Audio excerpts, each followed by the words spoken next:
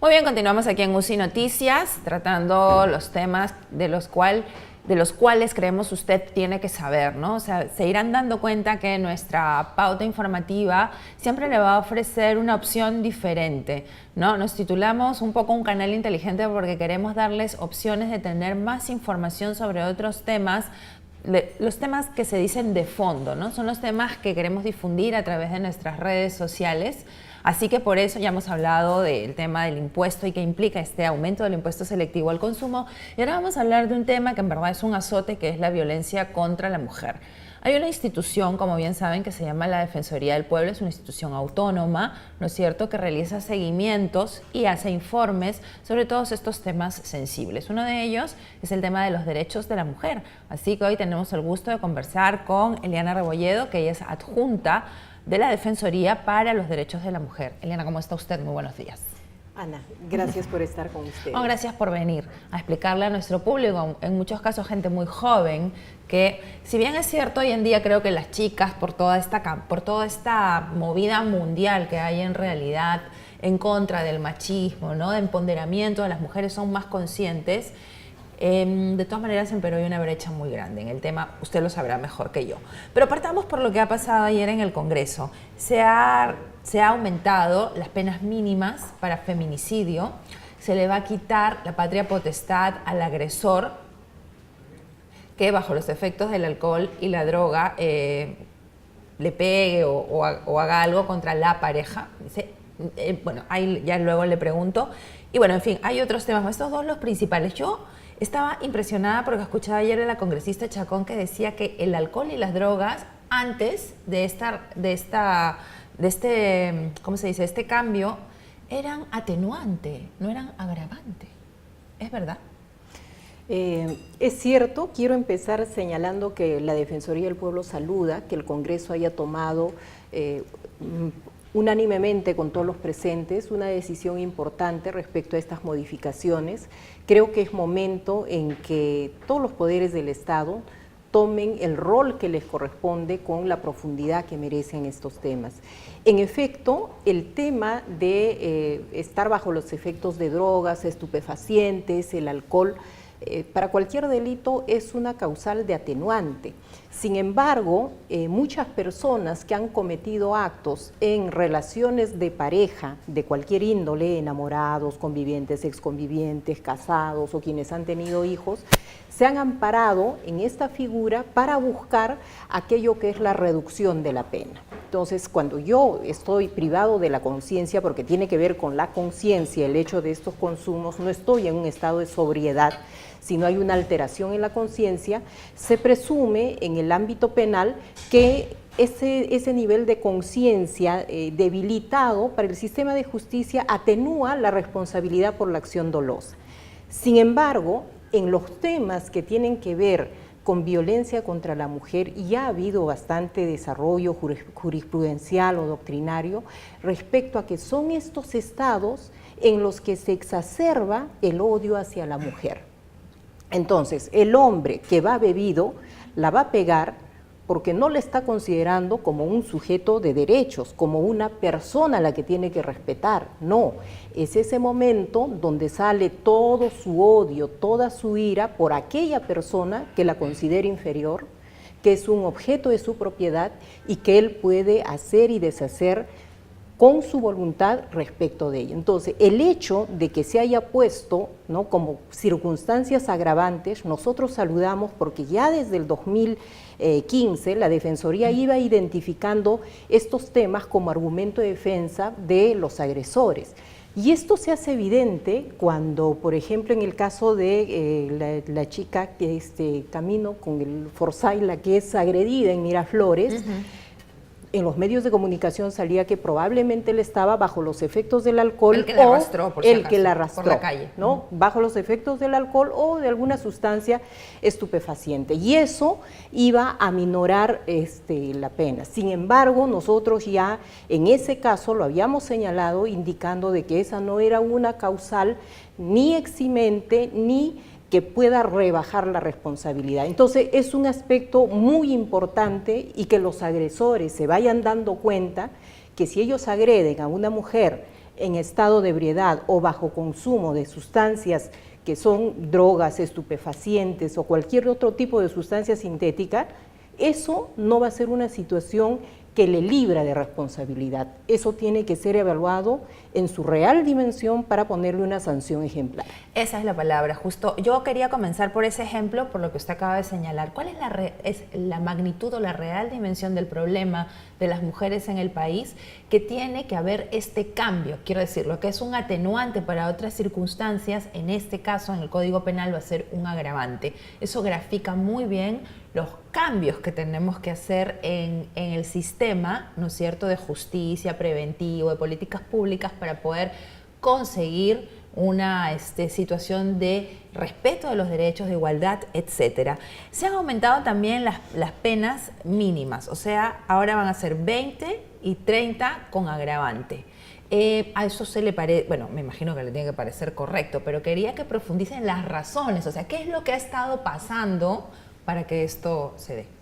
Bueno, en realidad en el tema de la política criminal tiene que haber una política criminal integral. Nosotros sí estamos de acuerdo en que en este tipo de delitos haya habido un incremento, pero lo importante sería que el sistema judicial real y efectivamente emplee, ¿no?, las penas que están establecidas para sanciones ejemplares, porque lo que estamos notando es que en el sistema de justicia, sea desde la policía, el Ministerio Público, el Poder Judicial, no hay una real comprensión del enfoque de género para abordar como debe ser un caso de feminicidio en su modalidad consumada o en grado de tentativa. Entonces, muchos casos pasan por lesiones. El último caso que tuvimos en San Juan del Lurigancho el día de ayer, que en realidad creo que esta modificación va a ser conmemorativa a Santuza, la mujer que ha perdido la vida, grafica lo que estoy diciendo. Ella el 29 va a denunciar un acto de estrangulamiento, o sea, el hombre ya intentó estrangularla. Y si una mujer dice eso, la autoridad tiene que prestarle atención a su dicho. Pero como el examen médico es un examen mínimo, pasan por violencia. Pasa los exámenes, va al juzgado de familia y la medida de protección póstumamente se notifica después de muerta ella. Entonces, si la justicia no se va a poner del lado de las víctimas, del lado de las mujeres y no vamos a tener sanciones ejemplares, esta norma puede caer en letra muerta, porque lo que la sociedad necesita es que todo el sistema funcione con oportunidad, con efectividad y dando justicia hacia las mujeres. Ese será el mensaje para agresores y para víctimas, porque ya en el año 2015 la Defensoría identifica que un 28% de mujeres que fueron víctimas de feminicidio habían ido antes al sistema a denunciar hechos de violencia. Ya habían ido. Mire, hace unos días estuvo aquí el presidente del Poder Judicial y le preguntamos, ¿no? Le dijimos, por ejemplo, ¿por qué no capacita? Porque falta capacitación en los juzgados de familia. Por ejemplo, en el tema de la violencia, habíamos leído que muchos jueces ofrecían conciliaciones en los casos de agresión, ¿no? Entonces yo le decía, pero ¿cómo, doctor? O sea, si alguien me desfigura, ¿cómo puede ser que el operador de justicia me ofrezca una conciliación? ¿Por qué no capacita? Él dijo que había capacitación, que no había presupuesto y que había puesto 2 grandes módulos de justicia, de juzgado de familia, que es a donde hay que ir, acá en Villa El Salvador y en Trujillo. Mi pregunta es, ¿cómo se puede articular para que el doctor Duberlí o el presidente del Poder Judicial que venga pueda o estimular para que se le pueda dedicar más presupuesto, por ejemplo, en el sistema judicial, en el Ministerio Público? O sea, que digan, ya, sabemos que hay muchos temas pendientes, pero nos están matando, como dicen las chicas por el Twitter, nos están matando. ¿Cómo se puede hacer para que tomen conciencia y digan, toma la plata y haz lo que tienes que hacer? Mira, yo considero, y la Defensoría lo ha analizado en la dimensión del problema, la voluntad política en temas de violencia tiene que ir en 2 vertientes. Cuando hablaba de política criminal, también hay una acción fundamental preventiva. O sea, desde niñas tenemos que educar y tenemos que invertir en las autonomías de la mujer. la autonomía física, la autonomía económica, la autonomía de oportunidades. Pero oportunidades no como la línea de despegue de la mujer, como en una campaña política, ¿no? Hay una cuota y todas parten, pero ¿cuál es su nivel de participación real y efectiva? Cómo una cultura machista invisibiliza el rol de las mujeres en los espacios políticos. Igual, en los espacios laborales hay un techo de cristal para las mujeres, los varones tienen mayor oportunidad para crecer. Entonces, si no hay una real igualdad, que son las políticas preventivas donde tiene mucho que decir educación, salud, cultura, los gobiernos regionales, los gobiernos locales, no hay espacios de recreación, de socialización, actividades que lleven a que las familias salgan de ese entorno violento. Entonces, es toda la sociedad que tiene que responder en la línea preventiva. Pero estamos amarrados de presupuesto, era mi pregunta. Hay un problema serio de presupuesto, sin embargo, si es que habría la voluntad política y se determinaría los aspectos que necesitan y que ya la Defensoría los ha identificado. Por ejemplo, el Poder Judicial necesita dinero para poner mayor cantidad de juzgados de familia. Pero también es cierto que hay jueces que tienen esa estructura mental que no les permite ver los temas de violencia en su real dimensión. Entonces, eso es un cambio de cultura. En ese cambio de cultura hay que invertir en los operadores judiciales. En el Ministerio Público, el Instituto de Medicina Legal tiene escasa cantidad de forenses en materia psicológica y psiquiátrica para todos los delitos. El 50% de los casos de violencia en relaciones de pareja son violencia psicológica, pero más del 90% se archivan. Y se archivan porque la mujer va a denunciar y como estos exámenes son prolongados, porque no es como un examen médico en el que tú vas y te hacen un triaje en una sola sesión, tu examen puede demorar 3, 4, 6 meses, lo que le pasó a una periodista. Su audiencia era en octubre del año pasado y su examen psicológico era en enero. Entonces, el sistema no responde. Ahí se necesita invertir en el Ministerio Público en medicina legal. Se necesitan fiscalías especializadas, porque el tema de menores lo ven ellos. Y el tema de conciliación, simplemente la ley lo niega, o sea, no hay esa posibilidad. O que la víctima lleve la notificación porque no hay dinero para trasladar y le diga, oye, esta es la medida de protección, con lo cual el agresor se siente más bien protegido por el sistema para seguir agrediendo a la mujer. En el tema preventivo, usted hablaba del tema educativo y hay un problema con la currícula. Hay un enfoque de género que se quiere incluir que se ha entendido mal por los grupos conservadores que le llaman ideología de género. ¿Cuál es la posición de la Defensoría? Bueno, en realidad creo que las ideologías están en las libertades de las personas y la Defensoría ha sido muy clara en señalar que el enfoque de género, al igual que en el enfoque de derechos, por ejemplo, que lo hemos puesto y ha salido ya la promulgación ayer en el Congreso del enfoque de derechos en la reconstrucción, este enfoque es un enfoque de la igualdad. O sea, si no vamos a construir una sociedad igualitaria en que los hombres vean como iguales a las mujeres, en que haya un respeto por la persona humana y después están tus libertades y que el Estado invierta en la igualdad de las mujeres y que haga políticas de equiparación en aquello que no está funcionando, eso es lo importante. Y esto tiene que verse desde los niveles inferiores en la educación formal, en los hogares, los medios de comunicación, las plataformas de información. Entonces, tiene que haber también una conciencia ciudadana de que esto es necesario. Las ideologías se respetan como ideologías, cada quien la puede tener, pero el Estado debe tener un enfoque y no hay que temer al enfoque de género. Porque justamente con el enfoque de género, las mujeres que mayoritariamente son violentadas y no tienen oportunidades en nuestro país, van a poder tener oportunidades, una mejor educación, un mayor respeto y así como país podremos seguir avanzando, porque esto no solamente es una categoría social que te permite un bienestar individual, sino nos permite pensar como país en la productividad, en el desarrollo y en cómo vamos avanzando en conjunto para que las mujeres tengan el lugar que les corresponde en esta nueva sociedad. Muy interesante lo que usted dice, señora Rebollar, porque eso es el enfoque. La ideología de género, bueno, es un constructo que estas personas con todo derecho han hecho, su forma de pensar, pero estamos hablando de una política pública, ¿no? De una política de Estado para todos los peruanos y peruanas. En el tema de cifras de feminicidio, ¿cómo vamos? Es preocupante. Al primer trimestre la Defensoría identificó que habían 32 mujeres que murieron en el país.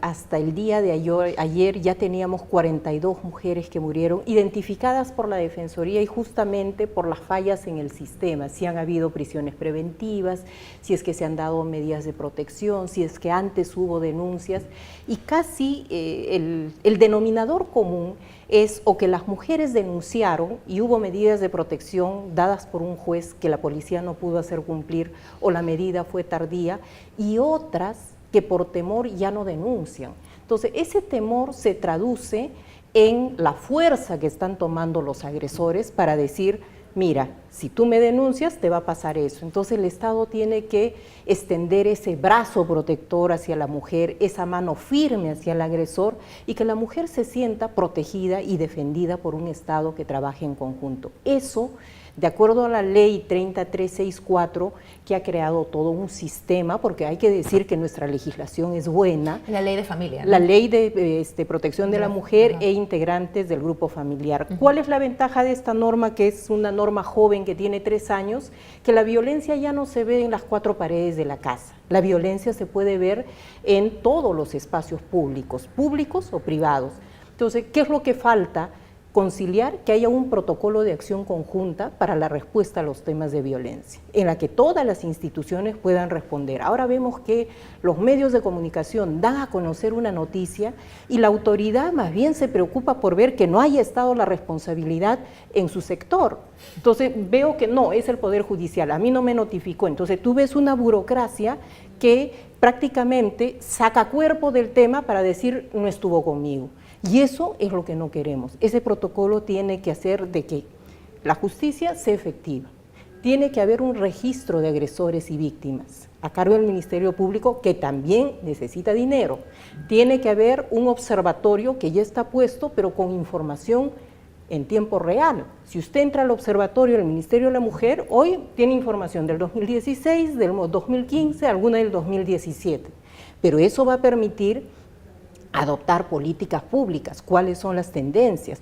La data es importante en ese sentido, ¿no? Es como, tiene que estar unificada, solidificada, tiene que ser seria, emitida por un solo ente, del cual nos fiemos para tomar las decisiones, ¿no? Sí, y también creo que es importante señalar eso porque la rectoría está en el Ministerio de la Mujer y este ministerio tiene que fortalecerse con presupuesto para que pueda tener la política nacional y todas las instituciones apuntalar hacia eso y que cada vez se pueda abordar mejor el tema de la violencia en su etapa preventiva y también de respuesta del Estado. Fíjese, para terminar, todo el tema se atraviesa en principio por un tema de plata, ¿no? El presidente del Poder Judicial nos ha dicho no tengo presupuesto, hace como puede para jalar, para implementar lo que tenga que implementar. Fiscalía nos dirá lo mismo y así nos dirán todos lo mismo. Acá el crecimiento económico se ha detenido, la pobreza ha aumentado y estamos todos, por supuesto, es un problema importantísimo, empujando el carro para que esto cambie. Pero el tema de la mujer también necesita de repente no un primero, pero al costadito, porque eso es una plaga, o sea, esto es una peste. Lo que tú dices me lleva a una reflexión final. El Estado tiene que invertir en las mujeres, porque si las mujeres, que somos el 50% de la población, tenemos las oportunidades, mejorará el PBI, estaremos en mejores condiciones competitivas, económicas y seremos un país que pueda crecer hacia adelante. La violencia es una lacra para la sociedad y por tanto para nuestra economía. Entonces hay que ver en términos de país cómo abordamos este problema integralmente. No es un problema de las personas que son víctimas de violencia. Necesitamos un Estado que nos respete, que nos proteja y que nos defienda firmemente. Muy bien, señora Rebollar, muchísimas gracias por haber estado con nosotros, clarísimo su mensaje, gracias por haberlo compartido con nuestros televidentes.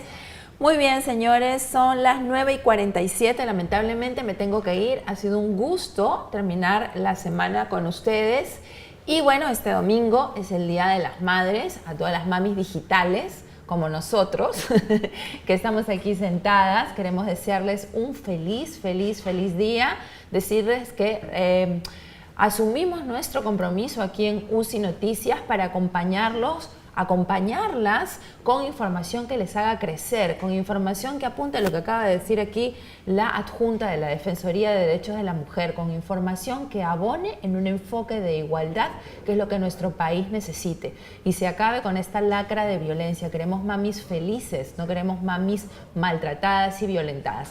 Muy feliz Día de la Madre a todas ustedes. Este va a ser nuestro regalo, que lo pasen lindo el domingo, y los dejo con Espacio Libre.